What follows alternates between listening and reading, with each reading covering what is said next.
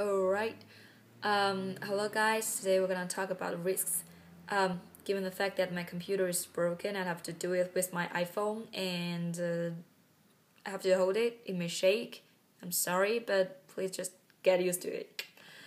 I'm going to talk about the risks of being an international student and studying overseas. Well, the first reason I think doing this is pretty risky. It's because when we were applying for international university, we can't.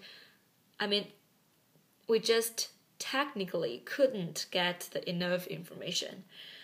Take myself as example. When I was applying for the university in the United States, there is a Pacific Ocean between China and the United States.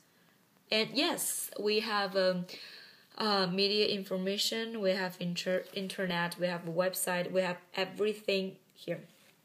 Everything we need. But, people sometimes they just show you the things they want you to see. So all we have is just part of the information. And I believe it's just the good part of the information. How's life there? How is everything goes? How is every day goes? I don't know. I think the only reason I chose Carnegie Mellon is because it is famous and the stage management program there may be the best in the country. Other than this, I don't know a clue. So when I really came here, the very first time came here, I was so disappointed by this program. I don't think it worth me staying for 3 years. It's a waste of time. So that's it. You have to make this huge decision, make this choice without necessary information, which sucks, but you have to deal with it. You have to do it and do it right. Because, well, if you're so unlucky that you make this by wrong, it turned out to be wrong, you have to make another decision. Keep it that way or make a change. Given the fact that you have already spent bunch of money and time and whatever other things, well, make change is difficult. So at the very beginning, when I just got the admission of Carnegie Mellon University, I just couldn't imagine that half a year later, now I'm here in Stony Brook. This is pretty risky. So, well, and the second reason I think being an international student is pretty risky is because of life. It's totally different life here. How to settle down, how to get used to the custom, how to make new friends, how to be in a positive part of your program, not to being zombie. Well, problems and questions like this, they are really annoying, but you have to deal with it. Because if you didn't, you're gonna turn out all alone. You're gonna end up all alone. I know someone, they're just so old-fashioned. They just stick to their old way and refuse to change.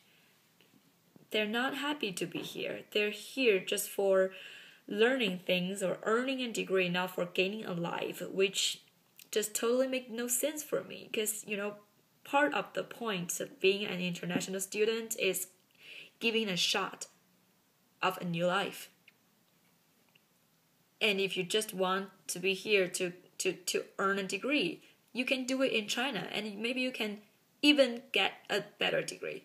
So, and I think the most risky part is no one really know what you're gonna do, what you're gonna turn out to be like when you're overseas.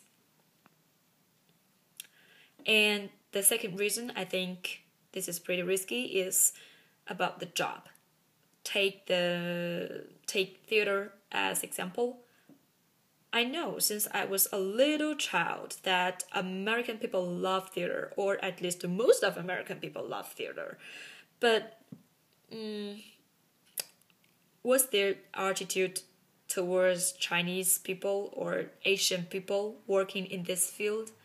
Well, they may hate me, right? Because everything happens. we may just couldn't get a good job. We may just have to go back home. We may just be kicked off of this country. Everything happens and bad things happens, and I don't have a clue because what is it like out there in the real world, out of campus?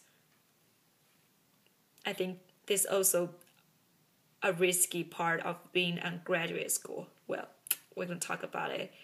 Well, not in this video. So this is the 3 reasons I think being an international student is pretty risky.